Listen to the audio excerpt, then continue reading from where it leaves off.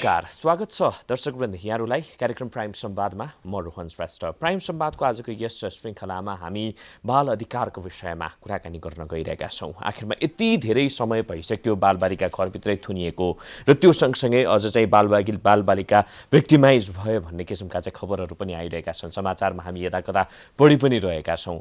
यही विषयमा आज हामी केन्द्रित हुन गइरहेका छौँ। त्यसको लागि आज हामीसँग भाइबर जुमको माध्यमबाट चाहिँ जोडिनु भएको छ हातेमालो सञ्चारकी अध्यक्ष, हातेमालो सञ्चारका अध्यक्ष, त्यस्तै गरेर बाल अभियन्ता र गायिका आज हामीसँग हुनुहुन्छ नुपुर भट्टाचार्य। नुपुर म्याम, स्वागत छ यहाँलाई प्राइम टाइम्स टेलिभिजनमा। नमस्कार। नमस्ते, धन्यवाद। आराम हुनुहुन्छ म्याम? नमस्ते, बिल्कुल ठिक छु, थ्याङ्क यू। म्याम, यो दर्शकहरूलाई नमस्कार मेरो। एकदमै म्याम, हिजो आज चाहिँ कसरी बितिरहेको छ हजुरको दिन? यो कोभिड-19 छ, कोभिड क्राइसिस। बाहिर निस्कन्न धेरै कम, धेरै रेस्ट्रिक्टेड, इमर्जेन्सी भयो भने मात्रै। हजुर। त्यो पनि मास्क लगाएर बाहिर गएर आउन बित्तिकै हात धुने, सेनिटाइज गर्ने, अब त्यही हो। अब धेरै रेस्ट्रिक्टेड वेमा चलिरहेछ जिन्दगी। घरमा नै बसिन्छ र घरमा नै व्यस्तता। Hope everything is fine. Yeah, in our family we are all fine, all of us.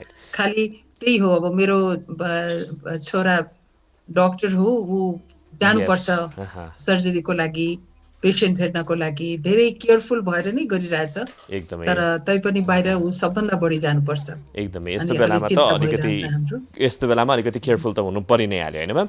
Ma'am, it's been very long है, it's been very long that you have been गर्नु पर्यो। अब डक्टर भएपछि पेसेन्ट हेर्नै पर्यो, अपरेसन गर्नै पर्यो, ज्यान बचाउन अरूको। हो त, डक्टरले त ओथै त्यही भनेर लिएको हुन्छ होइन? That is his first duty होइन?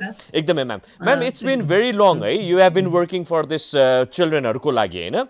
हातेमालो सञ्चारकै माध्यमबाट पनि इट्स बिन भेरी लङ। विगतदेखि अहिलेसम्म यहाँले काम गरिरहनु भएको छ। पछिल्लो समयलाई हेर्ने हो भने नि बाल अधिकारको क्षेत्रमा नेपालले के पायो, के पाउन सकेको छैन, कसरी विश्लेषण गर्नुहुन्छ? मैले थालेको इट्स एक्चुअली कुरा गर्ने हो भने डिसेबिलिटी भएका बालबालिकाको अधिकार। म जब रेडियो नेपालमा थिएँ त्यति बेला मैले सुरु गरेकी हातेमालो रेडियो कार्यक्रमबाट। अब त्यो चाहिँ नि द्याट्स द 82मा 1982। राइट। अब त्यति बेलाको अवस्था र अहिलेको अवस्थाको तुलनात्मक रूपमा हेर्दाखेरि, बालबालिकाहरूको अवस्था हेर्दाखेरि धेरै फरक पाउँछु म। त्यति बेला एक किसिमका समस्याहरू थिए भने अहिले अलि भिन्दै किसिमका समस्या। भिन्दै किसिमका समस्या भन्नाले जुन समस्याहरू आज छन् ती मध्ये केही कुराहरू त त्यति बेला पनि थिए। अन्यायहरू, बालबालिकाहरूको जुन भाइलेन्स होइन, विभिन्न किसिमको हिंसाका घटनाहरू त्यति बेला बाहिर आउँदैन थिए, लुकाएर हुन्थ्यो। अरे त्यो परिवर्तन चाहिँ नै अहिले देख्छु। त्यसैले फरक छ पहिलेको भन्दा, मैले काम सुरु गरेको भन्दा अहिले। अब अपाङ्गता भएका बालबालिकाको लागि मैले काम सुरु गरेँ जसरी हातेमालो आयो, त्यो अवस्था हेर्दाखेरि अहिले अपाङ्गताको क्षेत्रमा पनि धेरै परिवर्तन आएको छ। अनि त्यसपछि बालबालिकाको अधिकार केही कुरा गर्ने हो भने यो हाम्रो कानुनहरू आएको छ, बाल कानुन छ, बाल अधिकार का लागि अनि अपाङ्गता बालबालिकाको लागि धेरै बाल कानुनहरूको आएको छ, तयार भएका छन्। जसले गर्दाखेरि पहिलेको भन्दा हामी भनौँ न, हामीले जुन काम गर्छौँ त्यसमा हामीले बोल्नको लागि हामीलाई धेरै आधारहरू अहिले हामी पाएका छौँ, जसबाट इम्प्रुभमेन्टमा हामीलाई हाम्रो यो भनौँ न हाम्रो एडभोकेसीमा धेरै हेल्प भएको छ। म्याम, यो विगतको कुरा गर्ने हो भनेदेखि चाइल्ड राइट्स भन्ने बित्तिकै चाहिँ बच्चासँग चाहिँ फिजिकल टर्चरको कुराहरू मात्रै आउँथ्यो। बच्चालाई पेरेन्ट्सले अथवा चाहिँ टिचरहरूले कुट्ने कुरा, आफूभन्दा चाहिँ सिनियरले कुट्ने कुरा मात्रै आउँथ्यो। तर समयक्रम सँगसँगै यसमा पनि चाइल्ड राइट्स, चाइल्ड अब्युजका कुराहरूमा पनि डिफ्रेन्ट काइन्ड अफ डाइमेन्सनहरू चाहिँ यति बेला आइरहेको छ होइन? यो सिनारियोलाई चाहिँ म्यामले कसरी हेर्नुहुन्छ? कस्तो कस्तो किसिमको चाहिँ यो अबको डेफिनेसन, चाइल्ड राइट्सको डेफिनेसन कतातिर हामी गइरहेको छौँ, कस्तो बन्दैछ? अब तपाईँले जुन भन्नुभयो यो कुट्ने कुरा त्यति मामुली होइन रोहनजी। हजुर। कुटाइदेखि जुन सुरु हुन्छ त्यही नै गएर सेक्सुअल एब्युजमा परिणत हुँदो रहेछ पहिले कि। त्यसकारणले एनी एब्युज एउटा थप्पड मात्रै पनि that is very very important, त्यो बच्चाको लाइफमा एउटा ठुलो आघात ल्याइदिन्छ। हामीले हेर्दाखेरि एउटा थप्पड त हो नि, तर त्यो थप्पडले बच्चालाई कस्तो गाह्रो हुन्छ, बच्चालाई कति मन दुख्छ, त्यो चाहिँ बच्चालाई मात्रै थाहा छ। बाबुआमाले सहजै थप्पड हान्छन्, टिचरहरूले सहजै लट्ठीले हिर्काउँछन्, होमवर्क एउटा गरेन भने, अथवा हुत्ताएर फालिदिन्छन् किताब कापी, हैन। अब त्यो साधारण चाहिँ नै होइन, त्यो त युग युगदेखि अब सोसाइटीले नै, सोसियल नर्मले नै स्वीकार गरेपछि त त्यो त सबैको लागि सहज हो के बच्चाहरूलाई कुट्नु भनेको। त्यसैले त्यो आएर पनि आएको थिएन छलफलमा, किनभने त्यो एकदम सहज थियो, सबैले एक्सेप्ट गरेको हो, सबैले एक्सेप्ट गरेको कि बच्चा भएपछि एडल्टहरूले उनीहरूलाई कुट्न सक्छन्। बच्चाहरू त एडल्टहरूको सम्पत्ति सरह, बाबुआमाको सम्पत्ति सरह। विद्यालयमा गएपछि टिचरहरूको त स्कुलमा पढ्ने बच्चाहरूमाथि टिचरहरूकै अधिकार भएको कुरा त त्यो त होइन नि। बच्चा आफू नै एउटा सानो ह्युमन बिइङ हो, उसको आफ्नो अधिकार छ। त्यो कुराहरूको बुझाइ अहिले स्पष्ट भएको छ। यो स्पष्ट भएको छ अथवा चाहिँ यसलाई कसरी हेर्ने? विगतमा यो यसमा अलिकति रेफरेन्स कसरी लिन सक्यो भने म्याम, हामीले चाहिँ विगतमा चाहिँ कुटाइलाई मात्रै लगेर चाहिँ बाल अधिकारसम्म जोडियो, तर आजको सिनारियो हेर्ने हो भने अघि म्यामले नै उठाउनु भयो, सेक्सुअल अब्युजसम्मका कुरा आइसक्यो। झन् मानिस चाहिँ जागरुक बन्दैछ, झन् कानुनले बाँध्दैछ, तर त्यो सँगसँगै चाइल्ड अब्युजको डाइमेन्सनहरूमा, चाइल्ड अब्युजका कुराहरूमा फरक त विविध किसिमका चाहिँ चाइल्ड अब्युजहरू भइरहेको छ, विविध किसिमको चाहिँ चाइल्ड राइट्स विरुद्धको चाहिँ कामहरू भइरहेको छ। अब अहिले स्मार्टफोनकै कुरा गर्ने, मोबाइलकै कुरा गर्ने हो भनेदेखि फिजिकल्ली टर्चर मात्रै परेन, उनीहरूलाई मेन्टली टर्चर गर्ने हो कि त्यहाँनिर गएर चाहिँ सेक्सुअल भाइलेन्स गर्ने हो कि, यस्ता किसिमका चाहिँ गतिविधिहरू झन् बढ्दैछ। भनेपछि हाम्रो सोचमा डिटर्माइन गर्यो, कानुन हामीले चाहिँ बनायौँ, त्यसमा हामी खुसी भएर बस्ने, यी परिपाटीलाई कसरी हेर्न सकिन्छ नुपुर म्याम? यो कस्तो छ भनेदेखि दुईटा पाटो होइन। सोसाइटीले कति एलाउ गरिराखेको छ, सोसाइटीले कति सहन गरिराखेको छ, हामी परिवारले आफ्नो बच्चाहरूको प्रतिको हाम्रो एटिच्युड के हो, सोसाइटीको एटिच्युड के हो, विद्यालयको, अनि जहाँ जहाँ एडल्टहरू छन् प्रत्येक एडल्ट प्रत्येक बच्चाको लागि जिम्मेवार हुन्।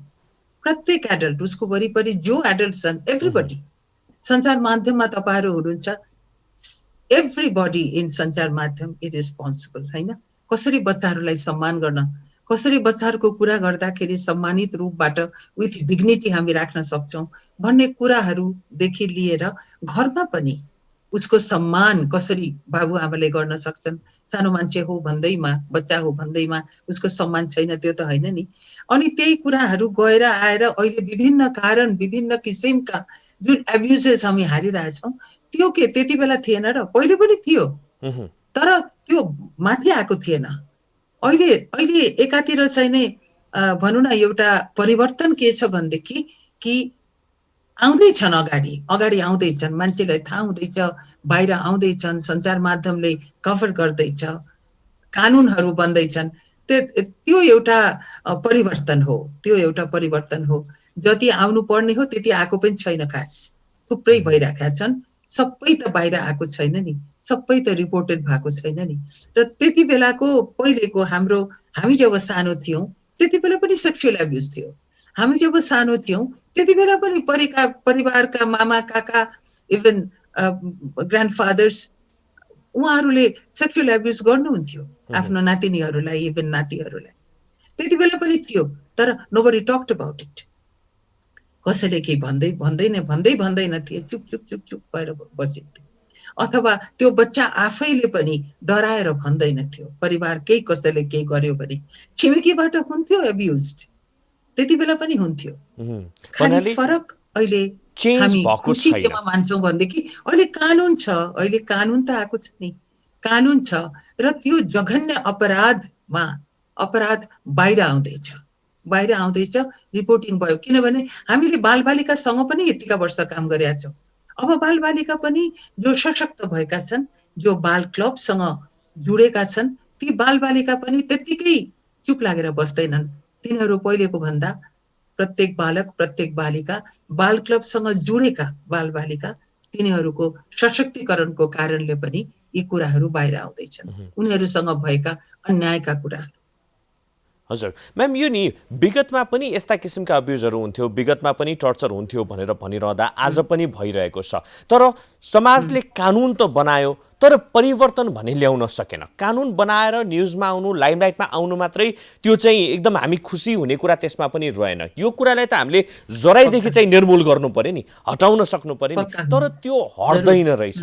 यत्रो समय हामीले डेडिकेट गरिसक्यौँ, राम्रा राम्रा भोल्युमका चाहिँ कानुनहरू ल्याइरहेका छौँ, तैपनि यसमा चाहिँ प्रगति हुन सक्दैन, त्यही पनि यसमा चाहिँ हामी फड्को मार्न सक्दैनौँ। कारण के हुन सक्छ म्याम? यो त हेर्नुहोस्, यो प्रत्येक मानिसको एटिच्युड, प्रत्येक यो हाम्रो कल्चर, हाम्रो सामाजिक बनोट, हाम्रो पारिवारिक बनोट, अनि त्यसमा कसले कसलाई कति छुट दिइरहेछ। जुनसुकै कल्चरमा, जुनसुकै सोसाइटीमा यस्ता किसिमका विकृतिहरू छन्। खालि हाम्रो देशमा अब अथवा यो जुनसुकै पश्चिमी मुलुकमा पनि छ, यो हाम्रो यतातिरको मुलुकहरूमा पनि, पूर्वी मुलुकहरूमा पनि छ, जहाँसुकै यस्ता विकृतिहरू देखिरहेका छन्, जहाँ बच्चा सबभन्दा कमजोर, शारीरिक रूपबाट सबभन्दा कमजोर भएको कारणले गर्दाखेरि बच्चा माथिको यो जुन अत्याचार हो, अन्याय हो, बच्चा माथिको हिंसा सबभन्दा बढी हुँदो रहेछ, होइन? त्यसैले यो एउटा सोसाइटल कल्चरमा भर पर्छ कि कसको कस्तो एटिच्युड हो। अब त्यसमा परिवर्तन ल्याउनको लागि धेरै धेरै सङ्घर्ष गर्नुपर्छ, धेरै सङ्घर्ष गर्नुपर्छ। पहिलेको भन्दा परिवर्तन आएकै छैन त्यो म भन्दिनँ। पहिले लुकाउने गर्थे सम्पूर्ण रूपबाट, अहिले पनि लुकाउँछन्, अहिले पनि परिवारभित्र भयो भने लुकाउँछन्। अनि त त्यो परिवारभित्रको होस्, चाहे छिमेकी होस्, चाहे धेरै जसो चिनेको मान्छेहरूबाट रेप हुन्छन् बच्चाहरू, चिनेकोलाई विश्वास गर्छ बच्चाले। त्यस कारणले त्यो मान्छेहरू जो त्यस्ता अपराध गर्ने मान्छेहरूलाई सुविधा हुन्छ, सजिलो हुन्छ बच्चामाथि केही गर्न, अन्याय काम गर्न। अझ झन् पछिल्लो समय त्यति बेला कस्तो हुन्छ, उनीहरूको ट्रस्टको कारणले हुन्छ नि त। अनि त्यो पनि अब मिलो मतो गरेर कसैलाई नभन्ने, कसैलाई केही नगर्ने, त्यसपछि गएर मिलाइहाल्ने रहेछ। अझ झन् पछिल्लो समयको यो कोभिड, अहिले कमसेकम अहिले त चेन्ज भयो नि, अहिले भर्खरै कानुन आयो नि, अब चाहिँ नि गर्न दिँदैन, त्यस्तोले पनि सजाय पाउँछ 3 वर्षको भन्ने त आयो नि। तर त्यहाँ पनि कुनै लुकाछिपी हुन्छ कि के त, होइन? त्यसैले यो त समाजले बुझ्नुपर्ने कुरा हो, प्रत्येक छिमेकीले बुझ्नुपर्ने कुरा हो। कस्तो भने अब मानौ महिलामाथि हिंसा भइरहेछ कुनै घरमा, छिमेकले सुनिरहेछन्, तर छिमेक चुप लाएर बस्दै छ, गएर विरोध गर्ने, होइन? मैले एउटा असाध्यै मन परेको थियो, मलाई एउटा हेरेको थिएँ कुनै टिभीमा, श्रीमतीले कुटाइ खाइरहेछ, अनि छिमेकीले सुन्छन्, अनि छिमेकीले गएर त्यहाँ बेल बजाउँछ। बेल बजाएपछि, ढोका खोलेपछि, म थोरै चिनी माग्न आएको, म चिनी पाउन सक्छु भनेर भन्छन् के। एभ्री टाइम जब श्रीमती माथि हात हुन्छ, हिंसा हुन्छ, त्यति बेला छिमेकीले गएर त्यहाँ नक गर्छ, नक गरेर हामी छौँ है, होसियार भन्ने एउटा मेसेज दिन खोज्छ। कर्तव्य प्रत्येक छिमेकीको हुन्छ, प्रत्येक सोसाइटीको हुन्छ। हाम्रो सोसाइटी, हाम्रो समाज त्यो तहसम्म उठेको छैन। यो चाहिँ कस्तो भने सम्भवतः त्यही कारणले गर्दा होला आज चाहिँ यदि निर्मलाकै लागि हामीले चाहिँ न्यायको कुरा गर्ने भने यत्रो अवधि भइसकेको छ। कस्तो किसिमको चाहिँ भन्नको लागि कानुन छेलिगा ठेली, त्यही त त्यो यो धेरै दुःखको कुरा हो। यति भएर पनि हामी किन भए जस्तोको हालतमा, होइन? कानुन बनाएको छ, कानुन बनेर मात्रै के हो? तपाईँले सही भन्नुभयो, कानुन मात्रै बनेर के हुन्छ जब त्यो कानुनको कार्यान्वयन हुँदैन? कानुनको कार्यान्वयन कसरी हुन्छ? परिवारबाट, समाजबाट उठेर आयो भने पो अनि कानुनको कार्यान्वयन हुन्छ, होइन? अब त्यस कारणले यो समाज, परिवार, समाज सबैको एटिच्युडमा भर पर्छ। सबैको धैर्यको बाँधै टुट्नु पर्छ कि अब हामी सहन नहौँ। हामी प्रत्येक एक बच्चाको लागि जिम्मेवार, हामी प्रत्येक वयस्क, हामी सबैले आवाज उठाएर जहाँ जहाँ यस्तो अन्याय भइरहेछ हामी गएर भिड्नुपर्छ। त्यो जबसम्म हुँदैन तबसम्म बच्चाहरूले यस्तै भोगिरहेका हुन्छ। एकदमै म्याम यो पछिल्लो समयको नि नुपुर म्याम यो पछिल्लो समयको चाहिँ कोभिडलाई नै हेर्ने हो भने यो कोभिड क्राइसिसलाई हेर्ने हो भने इट्स बिन मोर देन अब वर्ष दिनै पुग्न लागिसकेको छ। बच्चाहरू चाहिँ घरमा थुनिएर बसेको अवस्था रहेको छ होइन। त्यस्तै गरेर चाहिँ अझ यो क्राइमको कुराहरू बच्चासँग जोडिएका क्राइमका कुराहरू अझै बढिरहेको छ भन्ने तथ्याङ्कहरूले पनि देखाइरहेको छ भन्दाखेरि हामी यो सिचुएसनमा चाइल्ड साइकोलोजीलाई लिएर चाइल्ड अब्युजमेन्टका कुरालाई लिएर कतिसम्म चाहिँ क्रिटिकल रिस्कमा छौँ अथवा चाहिँ कस्तो कस्तो साइकोलोजीबाट चाहिँ बच्चाहरू गुज्रिए यो यो यो टाइम फ्रेममा? यो असाध्यै हामी रिस्कमा छौँ र हाम्रो बालबालिकाहरू हाम्रो बच्चाहरू धेरै धेरै धेरै रिस्कमा छन्। टिनेज उमेरकादेखि तल बच्चाहरूसम्म धेरै रिस्कमा। हेर्नु न अब साइबर क्राइम पनि उत्तिकै छ हामी कहाँ होइन। साइबर क्राइम नयाँ किसिमबाट आइरहेछ हामी कहाँ जसबाट बच्चाहरू विशेष गरी टिनेज उमेरका बच्चाहरू साइबर क्राइम एउटा एउटा भयानक एउटा अर्को रिस्कको रूपबाट चाहिँ नै आइरहेछ। अनि त्यसको निम्ति पनि हामी धेरै होशियार हुनुपर्छ। बालबालिकालाई पेरेन्ट्सहरूलाई सिकाउने होशियार गर्ने बेला आइपुगेको छ। जस्तो एज फर एक्जाम्पल यो कोभिडको टाइममा विद्यालयहरूले धेरै नै अनलाइन क्लासेसहरू गरे होइन। मेरो विचारमा त हेर्नुहोस् न online class was a big failure. मैले देखेँ कि त्यसमा अब भनौँ न एउटा 7 वर्षको बच्चा क्लास 1 मा पढ्ने बच्चा उसलाई आमाले मोबाइल दिइराखेको छ। त्यो मोबाइलमा उसले पढ्नु पर्ने ओके। एक नम्बर त उसको कन्सन्ट्रेसन कसरी हुन्छ? ऊ खेल्छ ओड्छ त्यो मोबाइल लिएर बसिरहनै सक्दैन। एउटा कुरा त्यो कन्सन्ट्रेसन हुँदैन। अर्को कुरा ऊ त्यहाँनिर गएर त्यसमा लक छैन, त्यसमा कुनै ब्लक छैन, चाइल्ड ब्लक छैन कुनै कुराको। अनि एडल्टले हेर्ने उसले सबै हेर्छ। जुनसुकै कन्टेन्ट पनि उसले चाहिँ एक्सेस हुने भयो, एक्सेसिबल भयो, जसले गर्दाखेरि एउटा भयानक रिस्कमा त्यो बच्चाको डेभलपमेन्ट हुन्छ। उसले के हेरिरहेछ, के लुकाउनु पर्छ, द्याट अल्सो द्याट बच्चा नोज के, which is very dangerous, extremely dangerous. उसले कुनै कुरा नयाँ कुरा देख्यो भने ऊ आमा कहाँ आएन भने द्याट्स भेरी डेन्जरस। यसको बारेमा त्यो पेरेन्ट्सहरूलाई सजग कसले पार्ने? त्यो काम त भइरहेको छैन। यो सब कारणले गर्दाखेरि तर फेरि अनलाइन क्लासेस नगरिकन हजुर म्याम प्लिज अनलाइन क्लासेसहरू नगरिकन पनि फेरि कुनै धेरै हदसम्म चाहिँ विकल्प थिएन। किनभने यत्रो समय चाहिँ एजुकेसन रोकिसकेको अवस्था रहेको छ। त्यसै पनि अब अहिले चाहिँ समग्र पूर्णतया अनलाइन क्लासेसमा जान सकिरहेको अवस्था छैन भनेपछि रोक्ने कसले भन्ने कुरा अथवा के गर्न सकिएको भएदेखि चाहिँ यो टाइम फ्रेमलाई पनि फुल युटिलाइजेसन हुन्थ्यो भन्ने कुरा म्याम? That's true. मलाई I don't have any objection on online classes. धेरै राम्रो हो हामीले उचित किसिमबाट गर्न सके होइन, गर्न सकेको भए।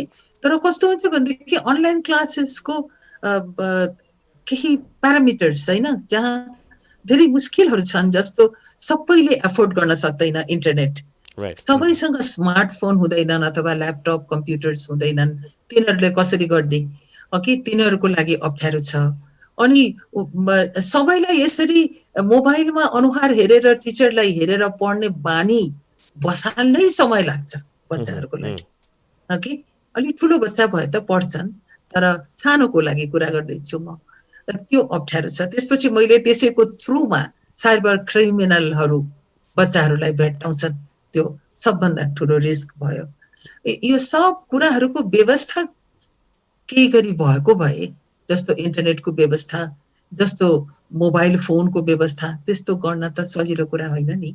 प्रत्येक परिवारमा त्यो फेसिलिटी कसरी पुर्याउँछ एउटा विद्यालयको लागि पनि सम्भव छैन। यो सब कारणले गर्दाखेरि विद्यालयहरूले धेरै कोसिस गरे। अहिले त विद्यालयहरू मलाई थाहा छ, मेरै टोलका विद्यालय साह्रै राम्रो विद्यालय हो, प्रगति शिक्षा सदन। अनलाइन क्लास पनि चलाइरहेछ, फिजिकल क्लास पनि चलाइरहेछ। स्कुल त खोल्यो नि कुनै कुनै, त्यस्तो किसिमबाट गरिरहेछ। सानो बच्चाहरूको लागि डिस्टेन्सिङ मेन्टेन गरेर फिजिकल क्लास हुँदैछ भने ठुलो बच्चाहरूको लागि अनलाइन क्लास हुँदैछ। त्यस्तो गरेर म्यानेज गरिरहेछन्। बडो मुस्किलको हालत छ बच्चाहरूको लागि। इट्स अ सिरियस रिस्कको सिचुएसन छ। अब तपाईँले घरको कुरा गर्दै हुनुहुन्थ्यो नि। हजुर। अब घरमा अहिले त लकडाउन छैन। लकडाउनको बेलामा सबैजना घरैमा, होइन? अफिस छैन, काम छैन, बाहिर छैन, स्कुल छैन, सबै बन्द, सबैजना घरमा। अनि सबैजना घरमा भएको बेलामा त त्यहाँ यस्तो सिचुएसन छ, जो काम गर्छन् तिनीहरूलाई अल्छी, त्यहाँ बसिरहँदाखेरि पनि के गरौँ जस्तो हुन्छ। उटपटाङ दिमागमा आउँछ, जे मन ताई गर्न खोज्छ। त्यति बेला हिंसा झन बढ्छ, घरेलु हिंसा झन बढ्छ, झन झै झगडा हुन्छ। यो मन परेन, त्यो मन परेन। अनि के गरी घरेलु हिंसामा महिला हिंसा भइरहेको छ भने बच्चाहरू त्यसका साक्षी बन्छन्। बच्चाहरूमा एकदम डिस्टर्ब हुन्छ। उसले हिंसाको साक्षी हो भने पनि उसको डेभलपमेन्टमा भयानक आघात, उसको ब्रेन डेभलपमेन्टमा आघात पर्छ। बढ्दो उमेरको बच्चाको ब्रेन क्षतिग्रस्त हुन्छ। उस आफै हिंसाको शिकार भयो भने त अब के कुरा गरौँ। ठुलो हुन्जेलसम्म ऊ यस्तो किसिमको आघात हुन्छ उसको ब्रेनमा, उसको डेभलपमेन्टल फेजमा र विभिन्न डेभलपमेन्टमा। बच्चा यदि सानो छ भने उसको त्यो एकदम एकदम नराम्रोसँग असर पर्छ।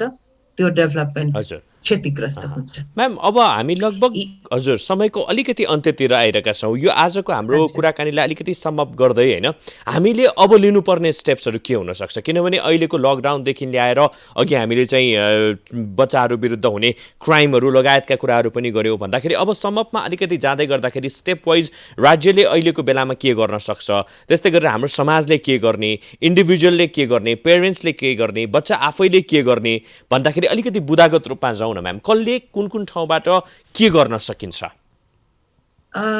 सबभन्दा पहिले त अब यसमा हामी एनजिओजहरू छौँ। अब सबैजना हाम्रो अब फिजिकल केही गर्न रिस्की।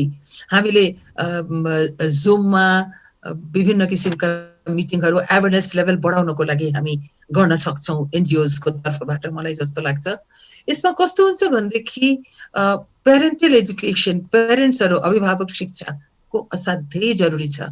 त्यसैले जहाँ जहाँ सकिन्छ, जसरी सकिन्छ, लोकल गभर्मेन्टहरू जस्तो महानगरपालिकाहरू, पालिकाहरूले पेरेन्ट्सहरूलाई अब त्यही हो, फिजिकली ल्याउनको लागि खुल्ला चौरमा डिस्टेन्सिङ मेन्टेन गरेर ल्याउन त सकिन्छ, ल्याउन सक्दै नसक्ने होइन केही समयको लागि। तर तिनीहरूलाई यसरी भर्चुअली ल्याउन सके धेरै राम्रो। गाउँमा त सकिन्छ, यता सहरको कुरा गर्दैछु म। त्यसैले एउटा त अभिभावक शिक्षा, उनीहरूलाई अभिभावक शिक्षा दिन जरुरी हुन्छ कि बच्चालाई कसरी हामीले यस्तो अवस्थामा जहाँ बच्चा स्कुल जान पाइरहेको छैन, त्यो बच्चाहरूलाई हामीले कसरी हुर्काउनुपर्छ, कसरी हामीले उनीहरूलाई इन्गेज राख्नुपर्छ। धेरै किसिमका कुराहरू मैले त्यति बेला इन्टरभ्यूमा पनि धेरै ठाउँमा बोलेको छु कि बच्चाहरूलाई हामीले कसरी इन्गेज राख्ने, कसरी बच्चाहरूको पढाइमा सहयोग गर्ने। पढ्दै नपढेका बाबुआमाले पनि बच्चालाई सहयोग गर्न सक्छन्, होइन? कसरी बच्चासँग खेल्ने, कसरी बच्चालाई इन्भल्भ गर्ने घरमा, इत्यादि कुराहरू, पास टाइमहरूको बारेमा बाबुआमालाई सिकाउन एकदम जरुरी। र बाबुआमालाई यो सिकाउन पनि जरुरी कि बच्चामाथि हिंसा गर्नु हुँदैन। घरमा कुनै पनि हिंसा बच्चाको डेभलपमेन्टको लागि एकदम हानिकारक, आजीवन, पुरा जीवन पर्यन्त चाहिँ नि उसलाई हानि गर्छ। र केही गरी घरमा यो सेक्सुअल एब्युजको कुरा कोही पनि परिवारभित्रका कोही पनि कसैले पनि त्यस्तो हातपात, त्यस्तो खाले सेक्सुअल एब्युज गर्न खोज्ने, छिमेकमा गर्न खोज्ने भने डटेर गएर मुकाबला गर्नुपर्छ।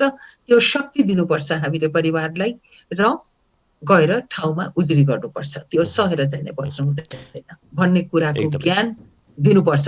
किनभनेदेखि यसमा हामी के भन्छौँ भनेदेखि कि सारा द्याट्स लाइक ए मर्डर, जस्तो रेप भइरहेछ नि, आज नै निस्क्यो, होइन?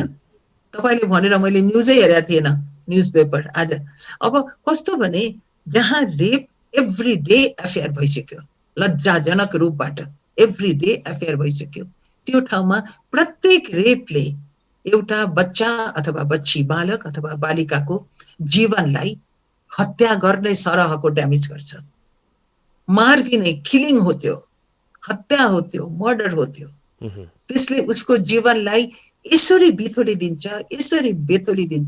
कि ऊ नर्मल हुन सक्दैन। ऊ ठुलो एडल्ट भइसकेर पनि उसमा त्यो एउटा कम्प्लिटली नर्मल्सी आउँदैन।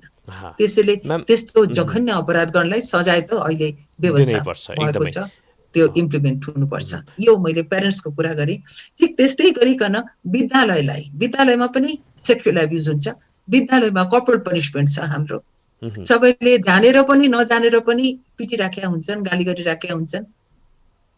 त्यहाँ पनि उचित किसिमको तालिमहरू दिन सक्नुपर्छ सरकारले। त्यो सरकारको जिम्मा हो र सबै पालिकाहरूको जिम्मा हो। अचेल सबै स्कुलहरू महानगरपालिका नगरपालिकाका मातहतमा छन्। तिनीहरूले चाहिने विद्यालयहरूलाई बाल मैत्री विद्यालय मुखले मात्रै भनेर भएन, बाल मैत्री पालिका मुखले मात्रै भनेर भएन। यस्तो हुनुपर्छ त्यो नगर जहाँ कसैले पनि बच्चाहरूमाथि कुनै हिंसा नगरोस्, कहीँ पनि नगरोस्, न विद्यालय। बेस्ट मैम, एकदमै। अब त्यसमा चाहिँ नि पक्का गर्नको लागि त त्यो थाहा नै छैन कि यसले बच्चाहरूलाई कस्तो हानि गर्छ, जीवन पर्यन्तको हानि, त्यो कति भयानक ड्यामेज गर्छ भन्ने कुरो थाहा नै छैन। त्यो कारणले गर्दाखेरि हामी त्यहाँ चुकेका छौँ। हामीले स्वीकार्नै पर्छ कि हामी प्रत्येक विद्यालयलाई, प्रत्येक शिक्षकलाई, शिक्षिकालाई, खालि त्यति मात्रै होइन, त्यो विद्यालयका पालेलाई, स्विपरलाई, हामी प्रत्येकलाई भन्नुपर्छ, गाली नगर, यसरी आँखा तरेर नहेर, हेर्नु हुँदैन। त्यो पनि सजाय हो बच्चामाथि। कुटपिट, त्यसपछि कुटपिट त कुरै छैन। एउटा सानो थप्पडले पनि बच्चालाई, एउटा बच्चाले पाल्पाको बच्चा बुझ्नुभयो? हजुर हजुर रोहनजी, मलाई भन्न मन लाग्यो, मैले समय लिए होला, अलिअलि मिटिङमा समय लगाउनु होला। ठिक छ म्याम। पाल्पाको एउटा 7 वर्षको 8 वर्षको बच्चा कविता लेख्थ्यो। उसले आएछ 5 औँलाको दाम छ कि 5 औँलाको दाम यहाँनिर। अनि म त तर्सेँ, के भयो तिमीलाई? मलाई थप्पड हान्यो नि, मैले होमवर्क गरिनँ, मलाई थप्पड हान्यो। अनि मतिर भन्छ कि दिदी, यो जुन दाम छ नि त्यो त एक दिन जाला, तर मेरो यहाँ मुटुमा जुन दाम लागेछ त्यो त म जिन्दगीभर हट्दैन, जिन्दगीभर त्यो दाम हट्दैन। ल भन्नुहोस् त, त्यो बच्चा उसले त्यसपछि जोड्यो, त्यति मात्रै होइन, उसले त्यसपछि जोड्यो, मेरो हातमा पनि एउटा लट्ठी भए, उसले ती रोक्यो। कवि हो त्यो बच्चा। कस्तो भयानक। मैले त्यो टिचरलाई गएर सोधेँ कि तपाईहरू बच्चाहरूलाई के बनाउन खोज्नु भएको? विद्रोही, हान्ने, लट्ठी लिएर यो फोडोस् त्यो फोडोस्, त्यस्तो कि बडो भद्र किसिमको एउटा विद्वान मान्छे बनोस्? के बनाउन खोज्नु भएको छ यो नेक्स्ट जेनेरेसनलाई? मैले त्यो सोधेको थिएँ। चुप लाग्नुभयो, केही पनि बोल्नु भएन। मैले गल्ती गरेँ भन्नुभयो। थाहा नै छैन बदमासी गरेपछि के गर्नुपर्छ, कसरी सम्हाल्नुपर्छ। अब त्यो समस्या छ के? त्यसैले विद्यालयलाई बाल मैत्री बनाउन भनेको अपाङ्ग मैत्री बनाउनु पर्छ, बाल मैत्री बनाउनु पर्छ भनेको विद्यालयलाई हामीले सिकाउनु पर्यो कि कसरी बन्छ त्यो। उहाँहरूको एटिच्युडलाई चेन्ज गर्न सक्नु पर्यो, उहाँहरूको विवेकलाई, उहाँहरूको मानसिकतालाई हामीले बदल्न सक्नु पर्यो। हुन्छ म्यामले चाहिँ यो आजको यो छोटो समयमा चाहिँ आफ्ना विचारहरू राखिदिनु भयो। यहाँलाई धेरै धेरै धन्यवाद म्याम। अनि यो जाँदै म्यामले विगतमा बच्चाहरूको मोटिभेसनको लागि थुप्रै बालगीतहरू पनि गाउनु भएको थियो, थुप्रै बालगीतहरू पनि रचना गर्नुभएको थियो। कुनै त्यस्तो एउटा स्मरण छ आजका चाहिँ हाम्रा भावी जेनेरेसन जो चाहिँ आउँदैछन् र चाहिँ जो चाहिँ अहिले लकडाउनमा घरमा बसिरहेका छन्, उनीहरूको लागि 2 लाइन म्यामको तर्फबाट कुनै गीतहरू स्मरण छ? स्मरण त किन नहुनु, गाउनु पो सकिन्छ कि सकिन्न यो लकडाउनको बेलामा। एकदमै नगाउँदा म ट्राई गर्छु, तर मैले राम्रो गाइन भने नदिनु होला है त। म्यामले गाउनु भएपछि त्यो नै ठुलो कुरा हुन्छ म्याम। एउटा गीत वासुदेव मुनालको रचना, वासुदेव मुनालकै सङ्गीत। हामी 2 जना मिलेर हातेमालो जन्माएका थियौँ। एउटा हातेमालो नामाकरण वासुदेव मुनालले गरेको थियो। ऊ मेरो भाइ, साह्रै प्यारो भाइ थियो मेरो। आज छैन, ऊ क्यान्सरमा गयो। त्यो वासुदेव मुनालको रचना हो। सबभन्दा पहिले मेरो 2 जना छोरीहरू अनिन्दिता र नीलाञ्जना, 2 जना जब साह्रै साना बुढाबुढी, एकदमै सानो बच्चा थियो त्यति बेला, 8 वर्ष 9 वर्षको बच्चा, त्यति बेला दुईजनाले मिलेर यो गीत गाएको थियो अनि उनीहरूको ठुलो हुन्जेलसम्म डक्टर भइसक्यो त्यति बेला पनि त्यो गीत बज्दैछ भनेपछि उनीहरूले भने मम्मी अब यो गीत बजाउन बन्द गर यो अब नबजाइदेऊ अनि मैले वासुदेवलाई भने कि अब यो गीत नबजा बरु म गाउँछु यो गीत यति मिठो छ यो गीत म गाउँछु म त्यही गीत सुनाउँछु एकदम मेरो छोरीहरूले गाएका गीत वासुदेवले रचेका त्यो गीत है त यो शब्द के छ भने धेरै सुना थोरै बोला मनको ढोका खोला प्यारा प्यारा भाइ बहिनी हो यो कुरा नफुला त्यो म अलिकति सुनाउँछु मनपर्छ यो गीत धेरै सुना थोरै बोला